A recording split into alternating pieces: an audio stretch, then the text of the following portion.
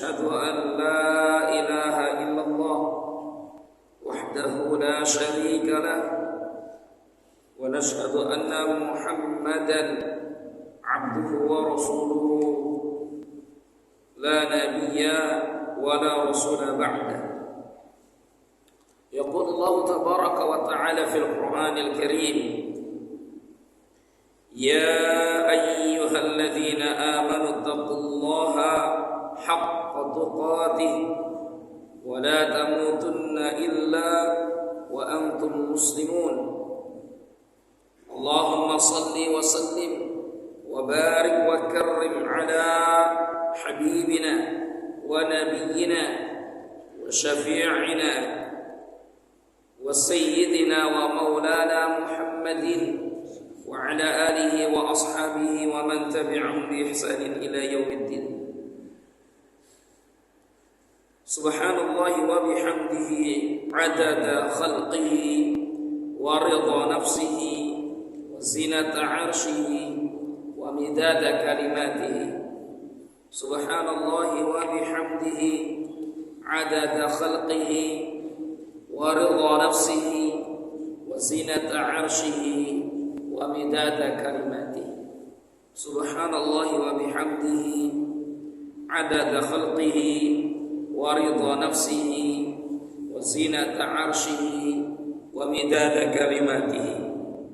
Bapak-bapak dan ibu kaum muslimin muslimat, jamaah salat subuh Masjid Ar-Ridha, semoga Allah Subhanahu wa taala meridhai kita semua dan memberkati kita semua. Alhamdulillahirabbil alamin. Segala puji dan syukur hanyalah milik Allah Rabb semesta alam. Salawat beriring salam kita curah limpahkan pada Rasulullah sallallahu alaihi wa ala alihi wasallam. Pagi ini kita akan melanjutkan kajian kita kitab Riyadhus Shalihin, masih pada bab tentang kesabaran. Bicara bab sabri, bab kesabaran. Kita lanjutkan hadis berikutnya. Hadis ini datang dari sahabat Anas bin Malik radhiyallahu anhu. Sahabat yang mulia Anas bin Malik radhiyallahu anhu. Anas bin Malik ini adalah pembantu Rasulullah sallallahu alaihi wasallam. Beliau menjadi pembantu Rasul ketika usianya kurang lebih 9 tahun. Tapi anak ini cerdas menurut ibunya. Ibunya bernama Ummu Sulaim, seorang janda yang punya anak kecil-kecil. Jadi ketika Rasulullah baru sampai di kota Madinah hijrah, itu Ummu Sulaim melihat para sahabat dari kalangan Ansar. Mereka memberikan hadiah Rasulullah SAW. Apa yang mereka bisa beri? Ada yang punya sebidang tanah, maka tanah itu diberikan kepada Rasulullah. Ada yang punya rumah, maka rumah itu diberikan kepada Rasulullah. Ada yang punya kelebihan harta atau makanan, harta dan makanan itu diberikan kepada Nabi Sallallahu Alaihi Wasallam. Maka Ummu Sulaim waktu itu sedih. Apalah saya ini? Saya ini seorang janda, anaknya pun banyak kecil-kecil. Ya, satu namanya Sulaim, dua namanya Anas. Ya, wallahu alam anaknya berapa. Tapi Ummu Sulaim sudah diketahui bahwa beliau adalah seorang janda. Maka kemudian Ummu Sulaim berpikir, apa yang saya bisa beri? Dia lihat anaknya yang waktu itu masih kecil, umurnya 9 tahun. Namanya Anas bin Malik. Bapaknya bernama Malik yang sudah meninggal dunia tadi itu. Maka kata Ummu Sulaim, aku berikan saja anakku ini kepada Nabi Sallallahu Alaihi Wasallam.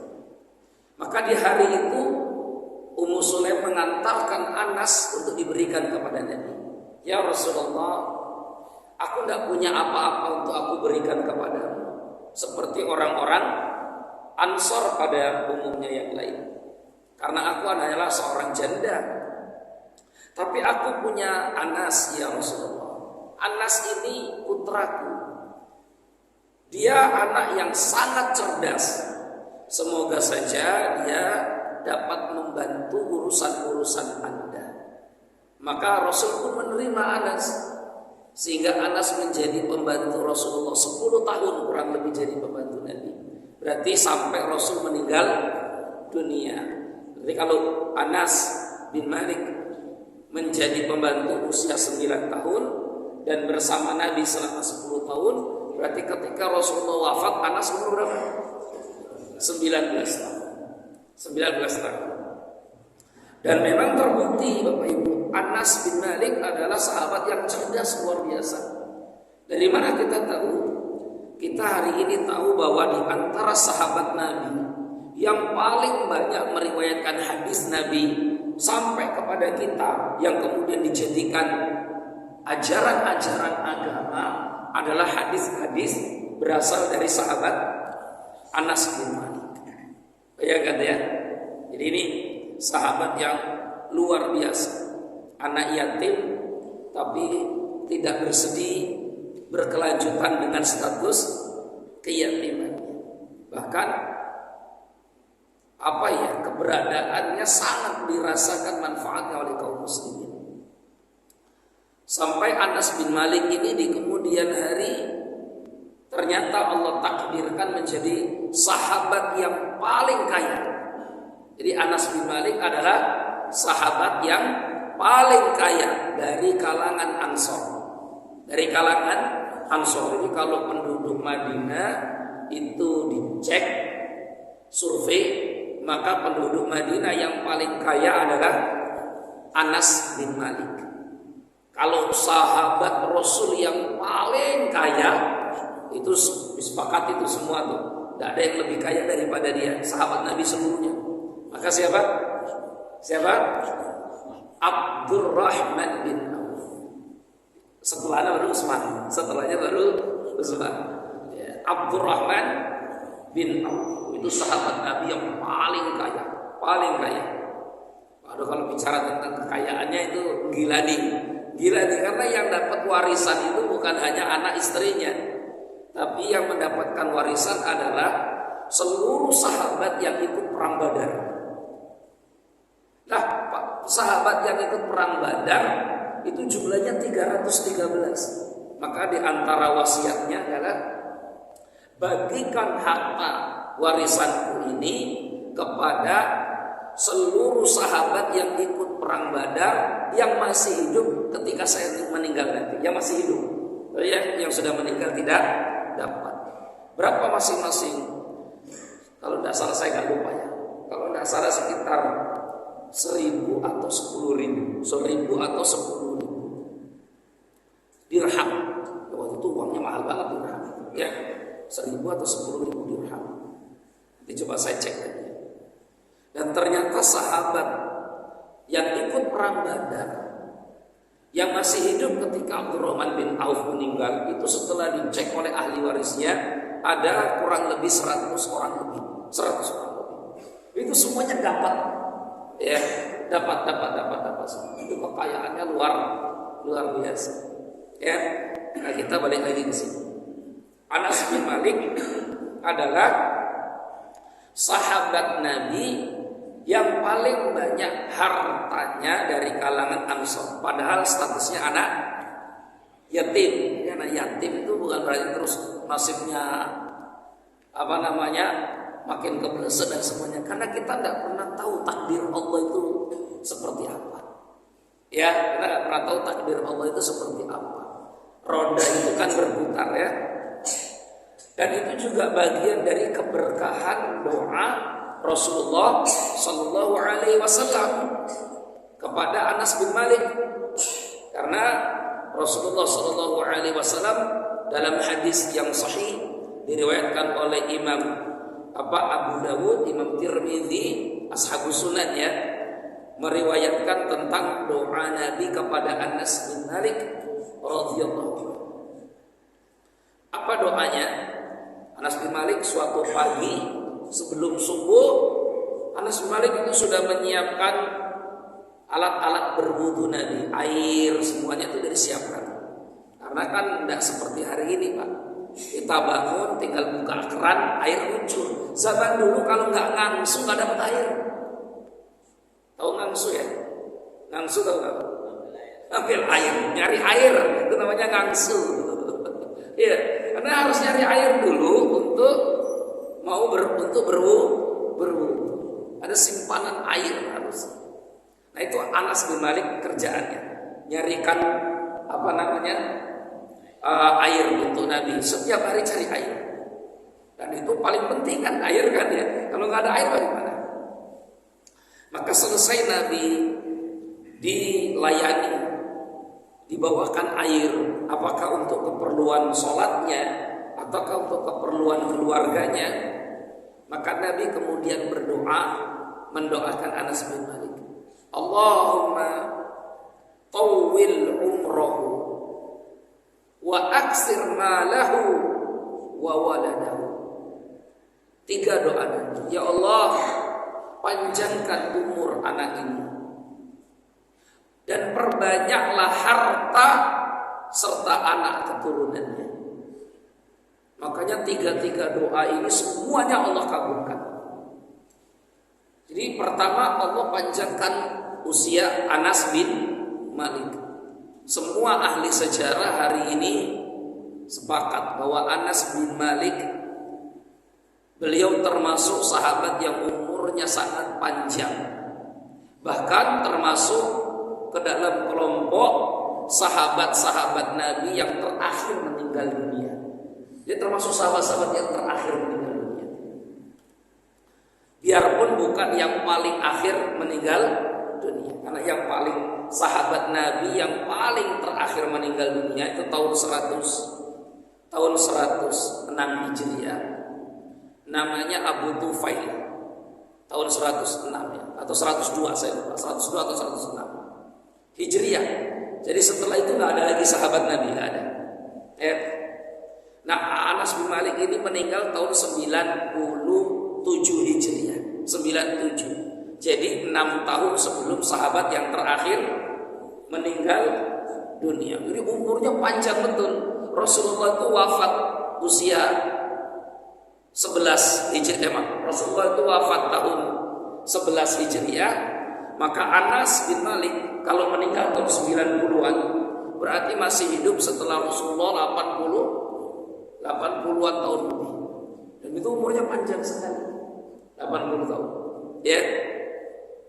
Terus hartanya tadi dikatakan hartanya paling banyak, melimpah hartanya Anas bin Malik radhiyallahu anhu. Anaknya juga anaknya paling banyak. Beliau sendiri katakan, aku telah kuburkan anakku sendiri dengan kedua tanganku 60 orang.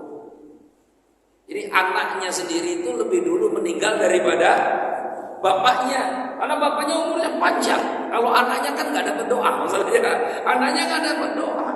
Jadi dikuburkan anaknya sendiri itu 60 orang banyak. Luar biasa itu, banyak betul anaknya ya biasa. Ini sahabat Anas bin Malik radhiyallahu anhu. Kita punya anak 5, saya udah mumet ya Pak ya. Kita punya anak 5 umat, ini 60 yang meninggal, belum lagi yang masih hidup. Ya, belum lagi yang masih hidup. Anaknya banyak. Ya, anaknya banyak. Wallahu a'lam bishawab. Ya istrinya tentu lebih daripada 1. Istrinya tentu lebih daripada 1. Ya karena memang bangsa Arab biasa menikah lebih dari 1 itu biasa dan bukan aib untuk mereka, karena itu sudah menjadi kultur budaya, apalagi kemudian diperkuat oleh ajaran agama. Jadi sebelum Islam datang, memang orang Arab itu sudah biasa menikah lebih daripada 1, ada yang 10 bahkan. Coba lihat itu nanti dalam hadis-hadis nanti. Rasul waktu hijrah ke Madinah, ada sahabat yang baru masuk Islam di Madinah punya istri 10. Maka kata Nabi, ceraikan 6, pertahankan 4. Ceraikan yang 6, yang 4 kamu pertahankan. Jadi memang sebelum Islam datang pun mereka sudah rata-rata punya istri, bah. Jadi Islam itu yang membatasi, bukan mengajarkan poligami, membatasi poligami. Karena dulu poligami itu unlimited, tanpa batas dulunya.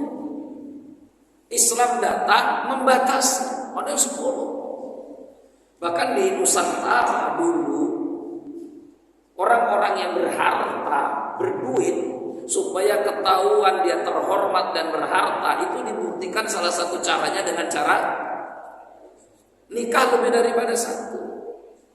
Punya istri selir, tuan tapur, tuan tanah, tuan apa, itu rata-rata banyak istrinya. Maka Islam datang membatasi. Sekarang kan Islam dituduh, padahal dulunya awalnya solusi. Dulu nggak pakai aturan, Pak. Nikah itu nggak pakai batas. Penting orang berduit, masuk ke kampung, dia beli padi, lihat ada gadis kampung cantik, nikah. Pindah lagi ke sana, dia beli lada, kaya raya, duitnya banyak, ada gadis cantik, nikah. Zaman dulu begitu. Ya, Islam kemudian batasi. Baik, lanjut lagi ke sini. Pagi-pagi ngomongin poligami, Ustaz. Saya hanya nerangkan Islam itu membatasi, bukan mengajarkan. Karena dulu sebelum ajaran Islam datang sudah ada praktek yang begini. Ini Anas bin Malik radhiyallahu anhu membawakan hadis ini. Karena hampir banyak kejadian-kejadian di rumah Nabi itu hadis yang meriwayatkannya Anas bin Malik. Kenapa? Karena memang Anas bin Malik ada di dalam situ. Hari-hari ada di rumah Rasulullah sallallahu alaihi wasallam. Ya. Qala, beliau berkata, Anas bin Malik radhiyallahu anhu, beliau berkata, marran Nabi sallallahu alaihi wasallam, Nabi sallallahu alaihi wasallam melewati, marra melewati, ala imra'atin, seorang wanita. Imra'ah artinya seorang wanita. Tabki, dia sedang menangis. Wanita ini sedang menangis. Inda qabrin, di dekat kuburan, di dekat sebuah kuburan. Jadi ada perempuan, Rasulullah lewat, kok ada perempuan nangis di dekat kuburan. Inda itu bisa berarti di sisi kuburan. Ya pokoknya dia ada di dekat kuburan itu, nangis. Ya. Faqala, maka Nabi langsung menasehati wanita ini. Kok ini nangis-nangis di kuburan? Gak bagus. Nangis-nangis di kuburan itu tidak baik. Berarti yang dikubur ini adalah orang yang sangat dia sayangi atau cintai. Kan begitu kan ya? Yang lain sudah gak ada lagi, tapi dia masih datang ke kuburan, berarti sangat disayang. Ya, ini namanya cinta sampai mati. Kalau kita ini kan kadang dah cinta mati, suami dikubur, besok udah gak datang lagi. Ya, apalagi kemudian langsung sudah sibuk sendiri-sendiri, anaknya udah sibuk sendiri-sendiri. Ya, langsung mengamankan aset bapaknya. Bahasanya begitu. Ya, bapaknya meninggal, anaknya langsung mengamankan aset orang tuanya. Itu betul itu. Saya pikir nggak ada yang begitu. Ternyata ada di Lampung ini. Ya Allah, ya saya sampai baru kedatangan ke rumah saya kemarin, Pak. Hari Selasa. Ya, hari Selasa. Baru datang ke rumah saya satu keluarga. Ini anaknya mengamankan aset atas alasan mengamankan aset, maka barang-barang berharga bapaknya diambil semua. Yang paling berharga adalah HP. Karena HP ini adalah semua data ada di situ, HP itu data. Karena bapaknya ini 4 periode jadi anggota dewan, 4 periode. Hartanya melimpah. Kebun sawitnya luas itu di Kota Agung. Kota Agung ya. Kota Agung itu mana Kota Agung? Bukan Kota Agung. Wai Abung mana? Wai Abung. Kota Bumi. Iya, Wai Abung. Di Wai Abung. Saya juga nggak tahu Wai Abung mana. Ya. Disebut aja lah cerita Wai Abung. Ada kebun sawitnya luas di Wai Abung. Kemudian juga beberapa unit usaha di Bandar Lampung. Ada juga dia punya kontrakan kamar, ya. Nggak banyak, kalau itu nggak banyak ya, kurang dari 20-an, ya kurang dari 20. Itu soal banyak banget itu saya kata, tapi itu dia itu nggak banyak, ya. Kemudian dia juga punya pangkalan gas, luar biasa ini ceritanya nih. Datang satu keluarga ke rumah, ya, siang-siang. Pinginnya sih minta nasihat kalau kata ibunya, karena ibunya sudah capek nangis karena ngurusi anak ini. Saya juga sudah coba datangkan, anaknya pun datang, anaknya 4 orang, tapi yang datang bertiga karena yang satu masih sekolah. Karena keluarga ini tidak mengira kalau suaminya akan meninggal cepat, bapaknya mau meninggal cepat, tidak ada sakit apa-apa, ya meninggalnya karena ya perantaranya jatuh dari tangga. Ada 3 anak tangga lagi yang harusnya dia lewati, tapi salah langkah. Karena salah langkah 3 anak tangga itu jadi sebab perantara meninggalnya. Jadi nggak ada sakit, jatuh 3 lagi meninggal. Ya, karena meninggal akhirnya ibunya, istrinya sibuk lah ngurusi semuanya. Yang jadi bingung itu karena HP sudah diambil oleh anaknya. Karena di HP inilah semua data, semua transaksi, bagaimana menggaji karyawan sawit dan semuanya itu ada di sini semua itu. Berapa aset kekayaan semua. Bahkan dia bisa ngecek berapa ada simpanan uang di ATM. Dan itu cuma ditahu oleh anak satu saja. Yang 3 anak nggak tahu, yang satu ini, ya. Maka kata pamannya, memang anak itu belis Pak Ustaz. Kata anaknya, kata pamannya marah betul itu.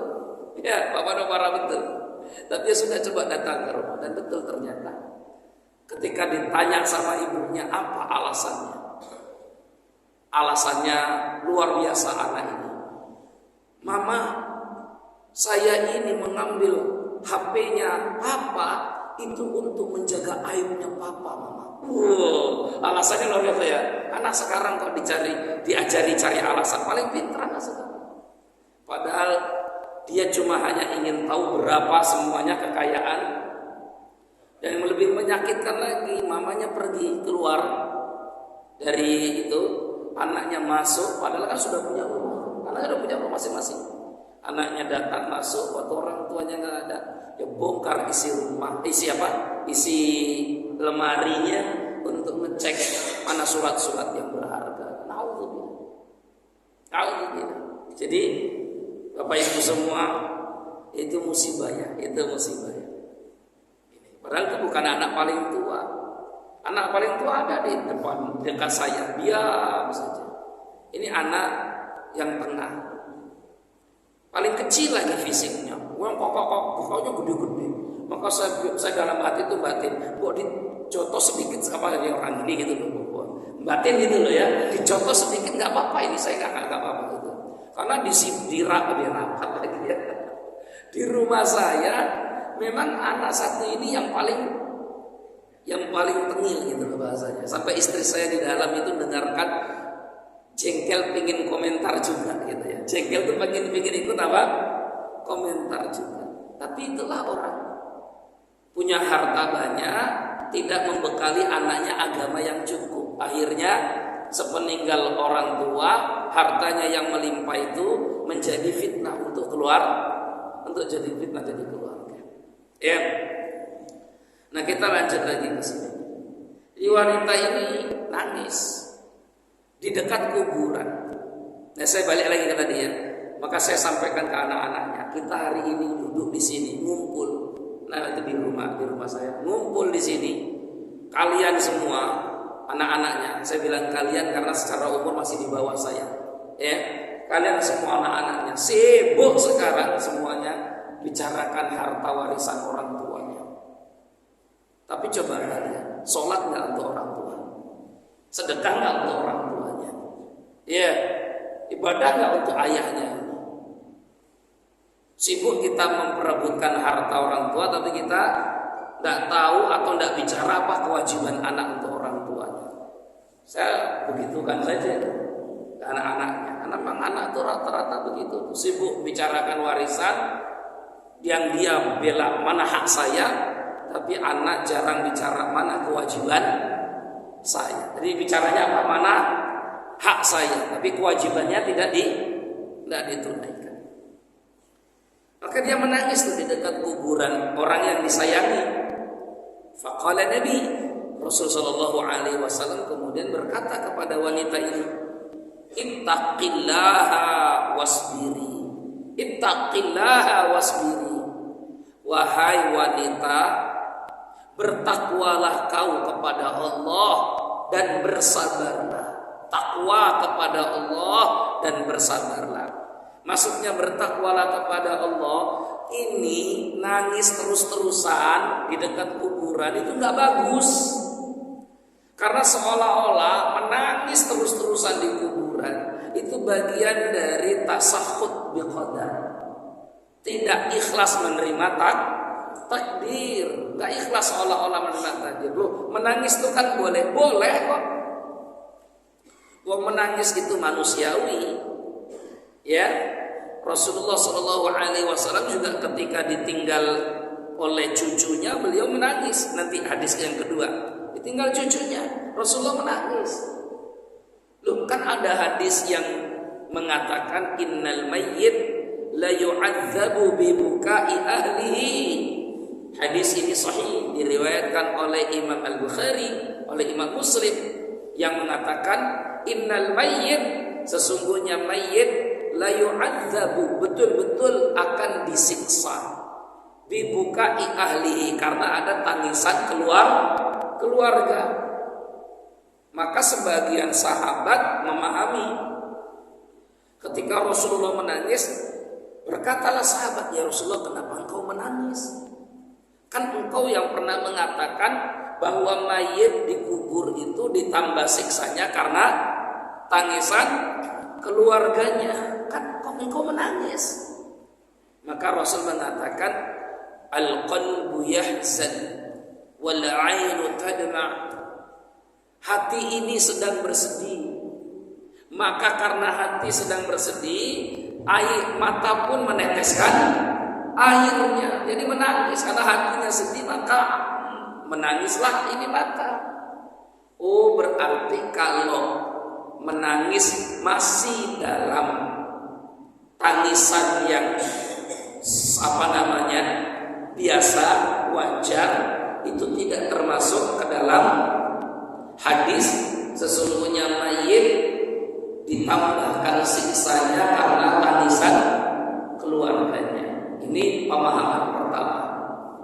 Pemahaman yang kedua menurut Siti Aisyah, kan ini hadis Bukhari, hadis Muslim, bahwa mayit itu ditambah siksanya karena tangisan keluarganya. Kata Siti Aisyah, maksudnya al-mayyit itu bukanlah mayit kaum muslimin, tapi al-mayyit di hadis itu adalah mayit orang kafir.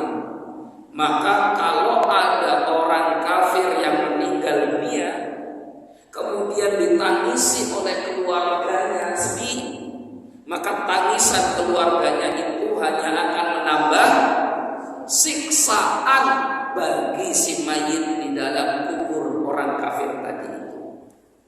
Itu menurut versinya Ibunda Siti Aisyah radhiyallahu anha.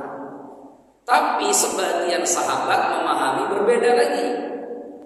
Jadi hadis ini hadisnya satu tapi difahami berbeda-beda. Tapi pemahamannya satu dengan yang lain saling menguatkan. Sebagian sahabat seperti Umar bin Khattab, Abu Dzar dan sebagainya meyakini atau mengambil kesimpulan bahwa al-mayyit dalam hadis ini tidak terbatas orang kafir, Orang Islam pun bisa ditambahkan siksaannya karena ditangisi oleh keluarganya. Kapan? Kalau dia waktu hidup tidak berpesan dan memberikan wasiat kepada kerabat keluarganya. Nanti kalau bapak meninggal, kalau bersedih silakan bersedih, karena hati memang bisa bersedih, tapi jangan menangis yang berlebihan sampai meratap berhari-hari. Bapak tidak ridho karena bapak takut nanti tangisan-tangisan kalian yang berhari-hari lama itu, sedihnya berlama-lama itu menambah siksa bapak ini dikubur. Nah, kalau dia tidak berwasiat, tidak berpesan, terus ditangisi oleh keluarganya karena tidak berwasiat dan tidak berpesan, maka itulah yang menambah siksanya di dalam kubur. Ya, jadi itu yang difahami oleh sahabat Umar bin Khattab. Beda halnya kalau sudah berwasiat dan berpesan, kok tetap ditangisi terus sedih, maka nanti yang berdosa orang yang menangisinya. Wallahu a'lam bishawab. Begitu ya Pak ya. Makanya kita ini banyak berikan pemahaman agama untuk keluarga kita. Salah satunya ya ini, pesankan. Ya, kalau boleh juga nggak apa-apa kok. Jangan nangis. Jangan nangis, sedih saja tidak apa-apa, tapi jangan nangis. Apalagi sampai syaqal juyub, merobek-robek atau menarik-narik baju, menjambak-jambak rambut, walatomal khudud, nampar-nampar pipi, wada'a bid'awal jahiliyah, atau teriak-teriak dengan teriakan jahiliyah. Kan ada yang begitu tuh, ada tuh kadang. Itu namanya orang tidak bersabar. Siapa orang yang tidak bersabar? Ya ini yang ketika dapat musibah syaqal juyub, dia tarik-tarik bajunya atau dia jambak-jambak rambut. Oh, saya pernah lihat ini ibu-ibu. Ya, begitu ternyata waktu anaknya meninggal dunia tersambar petir. Jadi ternyata orang kalau kesambar geledek itu menghitam. Meninggal, langsung meninggal. Jadi waktu dibawa jasadnya itu, terus ibunya datang, wah,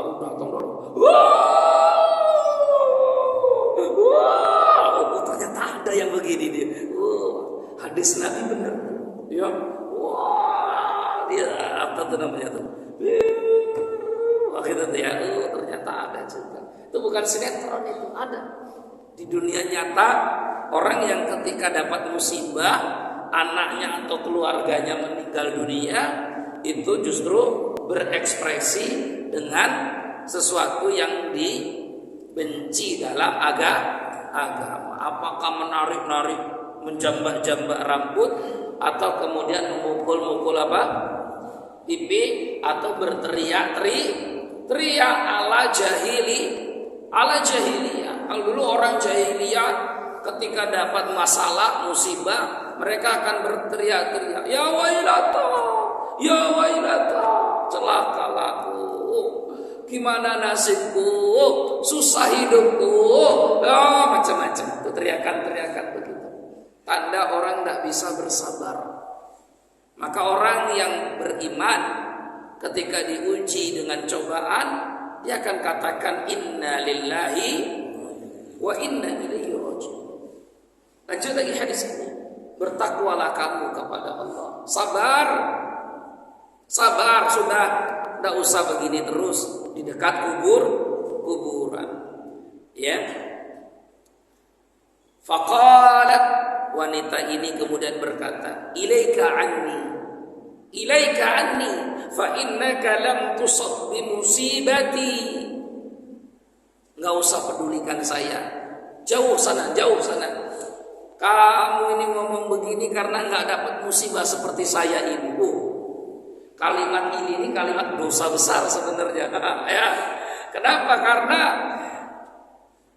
dia mengusir siapa, Pak? Mengusir siapa? Mengusir Rasulullah Sallallahu Alaihi Wasallam. Dosa besar itu. Apalagi setelah mengusir, dia katakan fa innaka lam tusab bi musibati.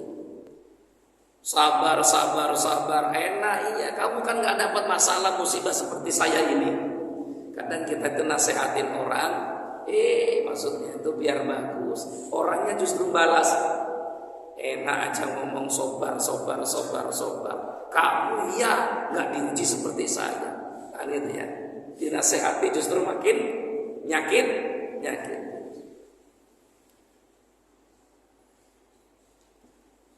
Walam ta'rifku, ternyata wanita ini belum kenal Rasulullah SAW, tidak kenal Nabi. Makanya karena tidak mengenal Nabi, ya wajar kalau keluar kata-kata ini. Tapi kalau dia tahu Rasulullah, maka bicara seperti ini adalah kalimat dosa, bahkan kekufuran.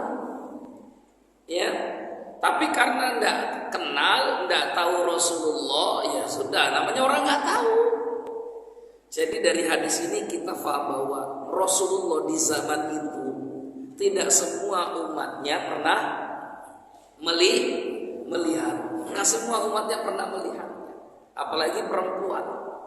Tapi perempuan-perempuan seperti ini tetap tergolong sahabat Nabi.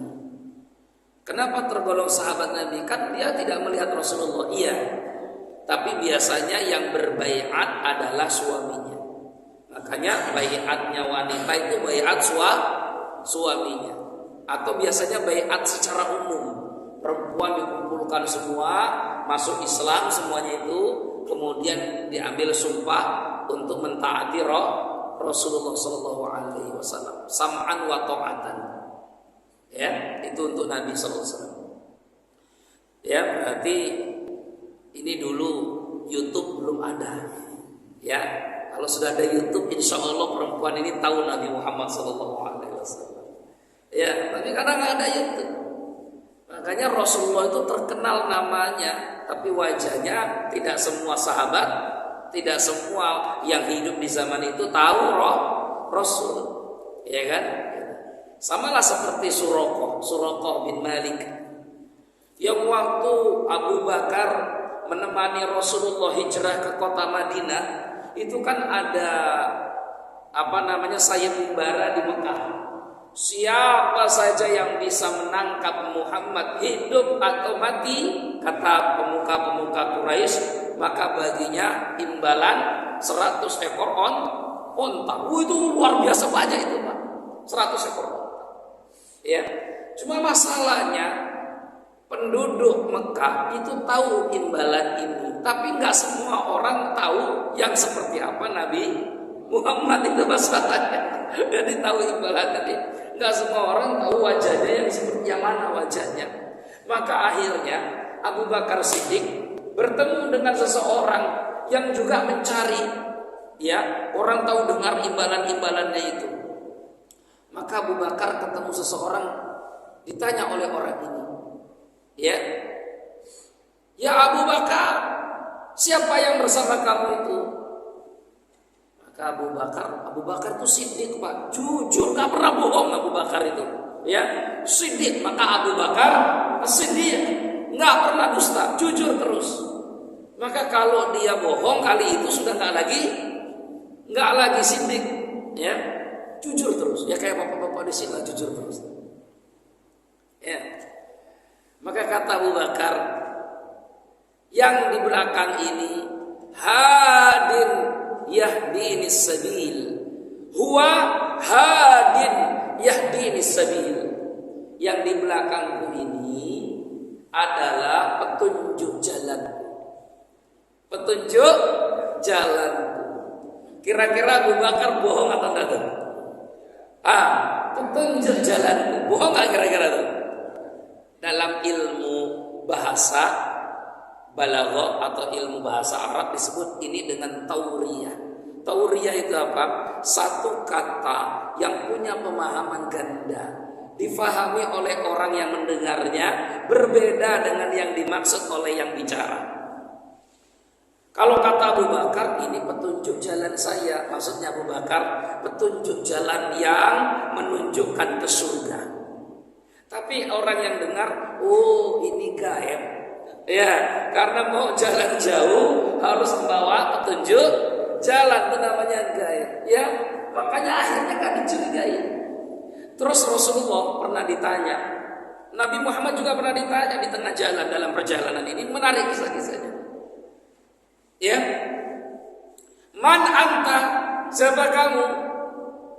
Ana Abdullah, saya hamba Allah. Betul nggak? Betul nggak? Ya, Rasul tak katakan ana Muhammad, nah, ana Abdullah. Kalau dia katakan ana Muhammad, maka ketahuan. Man anta? Ana Abdullah, saya hamba Allah. Bohong apa jujur? Ya jujurlah, ya kan, kita ini semuanya hamba Allah. Min aina anta? Kata orang ini, min aina anta? Kamu dari mana?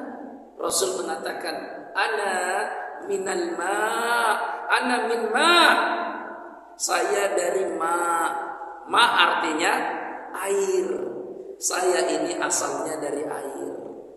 Orang yang tanya mengatakan, oh ma Irak. Oh dari Irak kamu. Irak ada, oh ternyata di Irak ada daerah namanya ma. Maka yang tanya bilang, oh kamu dari Irak, jauh betul. Ya, Nabi hanya diam. Rasul ketika menjawab, saya dari ma artinya air. Betul nggak manusia dari air? Betul. Inna khalaqnal insana min nutfatin amsaj. Dari air kita ini tercipta. Jadi Rasulullah katakan, ana min ma, saya dari air. Orang yang mendengar, oh ma, daerah di Irak sana, jauh betul sampai di sini. Karena orang tahu sayembara tapi tidak tahu wajahnya Rasul Sallallahu Alaihi Wasallam. Ya, jadi namanya cerdas. Kalau dia tahu perempuan ini, maka kalimat ilaika anni, nggak usah ngurusi saya. Kamu belum dapat masalah musibah seperti saya ini, ya udah nggak usah ngurusin orang. Nah, itu kalimat dosa, kufur. Karena Rasulullah itu kalau sudah memerintah harusnya kita hanya katakan sami'na wa ata'na. Faqila laha, maka Rasulullah pun pergi. Udah lawan dinasehati ini kok ya nggak mau yowis. Maka ada orang yang menyampaikan kepada wanita ini, innahu nabiyyu sallallahu alaihi wasallam. Yang kamu usir tadi, yang nasihati kamu tadi itu, tahu enggak kamu? Siapa memang? Itu Rasulullah sallallahu alaihi wasallam. Wah, kaget perempuan tadi. Rasulullah sallallahu alaihi wasallam. Iya Rasulullah. Waduh, merasa bersalah betul perempuan ini. Fa'atat baban Nabi sallallahu alaihi wasallam falam tajid indahu bawabin. Maka wanita ini dengan segera langsung mendatangi Nabi sallallahu alaihi wasallam. Ke rumahnya langsung, ke rumahnya. Dan wanita ini tidak menemukan ada penjaga rumah. Berarti Rasulullah rumahnya nggak pakai satpol pp, nggak pakai satpol pp. Pas pampres nggak ada. Nggak ada, rumah Nabi begitu saja. Ya. Maka wanita ini pun meminta izin. Faqalat, dan berkata, lam a'rifka ya Rasul. Saya mohon maaf ya Rasulullah, saya tadi nggak tahu kalau itu engkau. Ada yang beritahu kalau itu tadi adalah Anda. Saya mohon maaf, pada Allah minta ampun. Terus Nabi berikan nasihat kepada wanita ini. Innamas sabru 'inda sadmatil ula muttafaqun 'alaihi.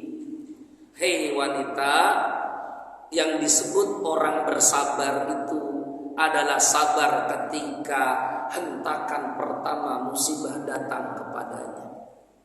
Jadi tidak disebut sabar kalau sabar itu datang sehari, 2 minggu, sebulan, 2 bulan kemudian. Itu tidak sabar. Ini sabar itu waktu hentakan musibah pertama kali datang ke kita. Itulah kesabaran. Pak, mohon maaf, ya, rumahnya yang di Cianjur hancur semuanya Pak, kena gempa. La ilaha illallah.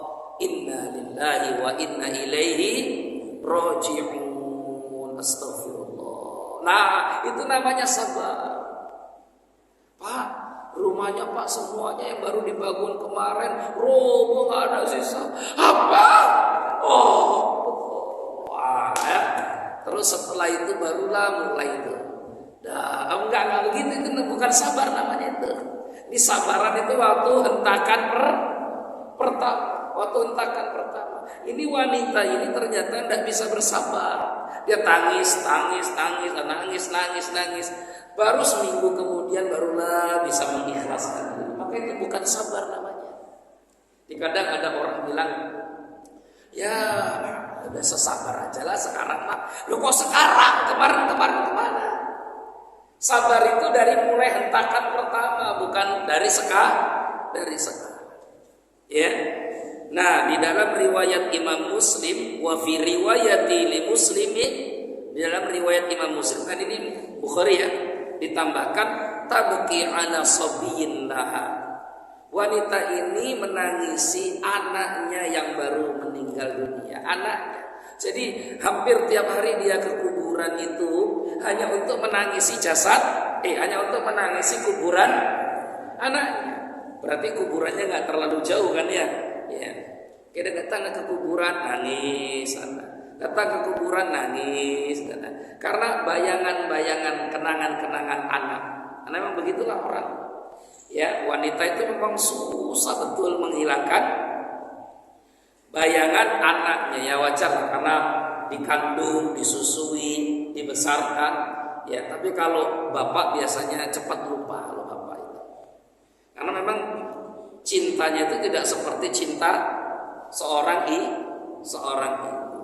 Wallahu ta'ala a'lam bishawab. Tapi kita akan ambil beberapa faidah hadis dari riwayat ini. Ya. Apa faidah hadisnya? Yang pertama, husnul khuluq Rasul sallallahu alaihi wasallam. Husnul khuluqi Rasulillah sallallahu alaihi wasallam. Hadis ini menunjukkan tentang akhlak Rasulullah yang luar biasa mulia. Di mana akhlak Nabi sallallahu alaihi wasallam yang mulia itu?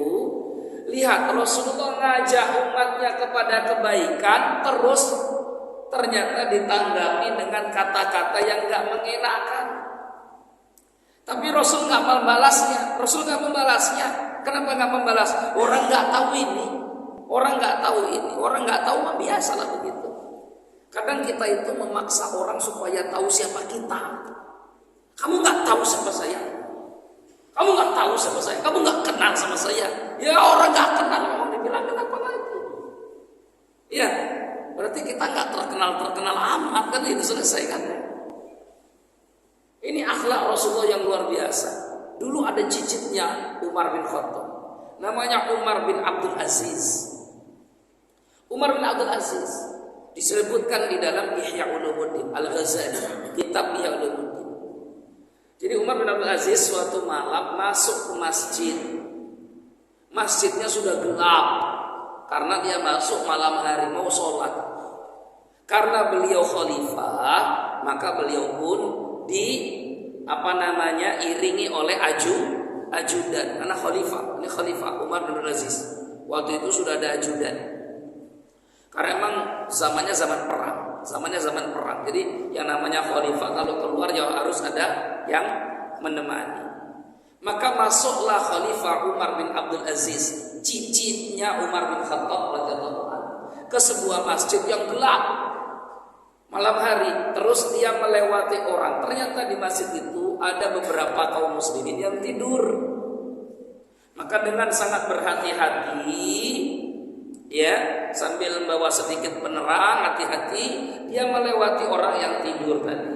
Satu, karena tidak ingin membangunkan. Dua, khawatir terinjak. Qadarullah, keinjak juga lah orang yang tidur itu. Ya, oleh kaki Umar bin Abdul Aziz, sang khalifah yang menguasai separuh dunia dikuasai. Maka ketika diinjak, yang tidur tadi pun kebangun. Begitulah ya riwayatnya. merasakan sakit. Ya, kalau kita aduh gitu ya. Maka Umar bin Abdul Aziz sang khalifah langsung mengatakan, mohon maaf saya nggak sengaja. Gila ya kamu ya, ada orang tidur di sini diinjak. Nah, keluar kata-kata gitu. Majnun Anda. Ya ada orang tidur diinjak di sini. Maka Umar bin Abdul Aziz sudah minta maaf, justru keluar kata apa? Gila kamu. Ini pemimpin menguasai separuh dunia.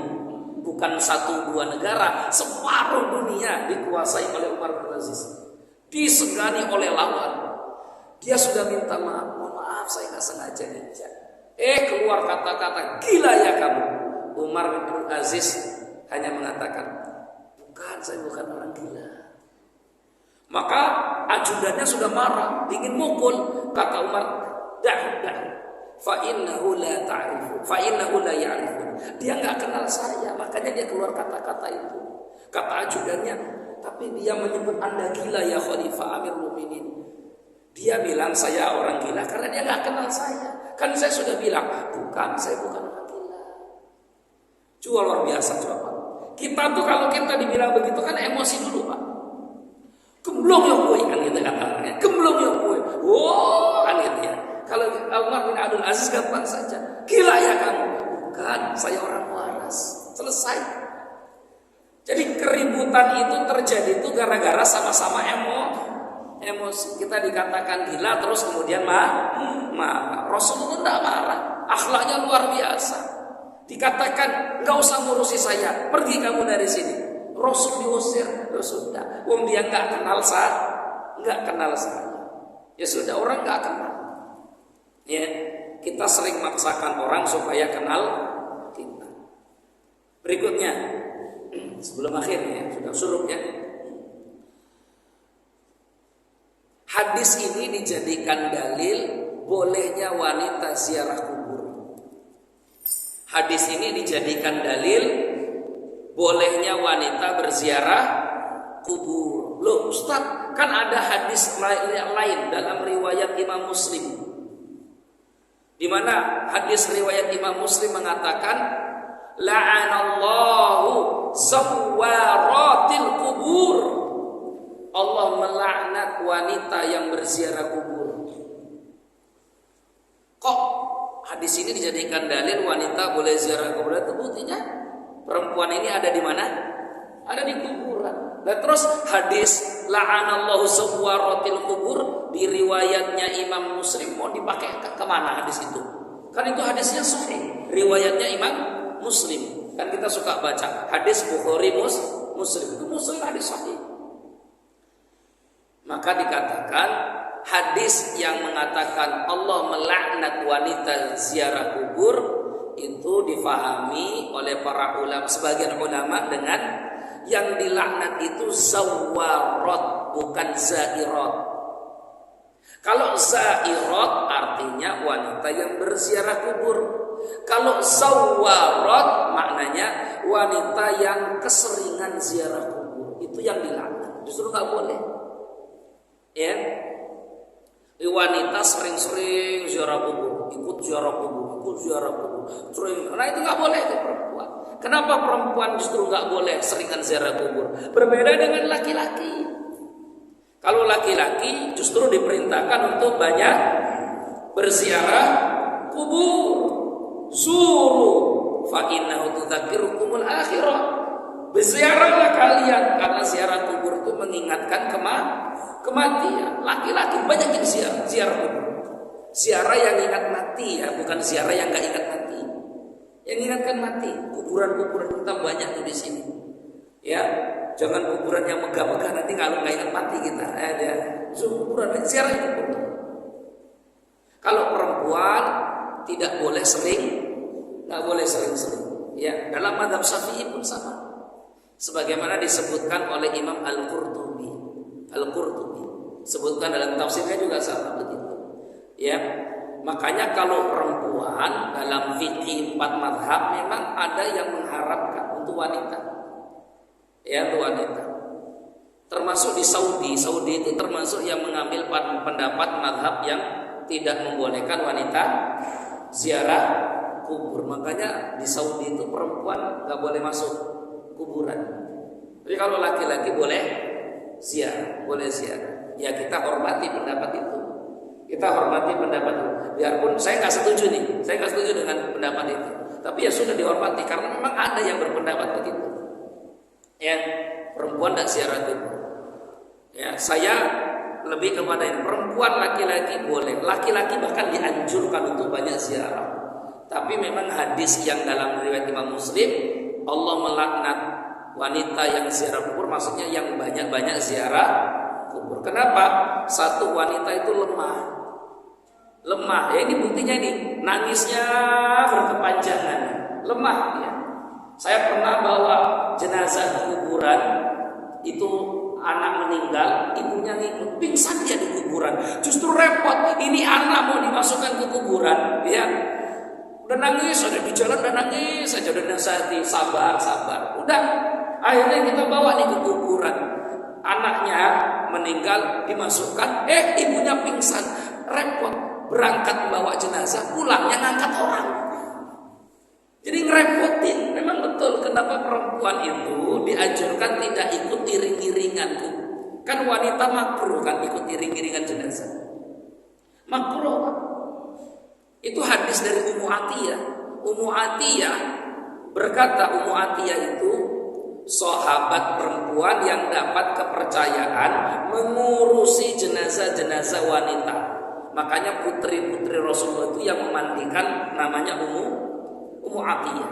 Ummu Atiyah mengatakan begini, kunna, kami para wanita, nuhina, dilarang anitiba'il janaiz, untuk ikut iring-iringan jenazah.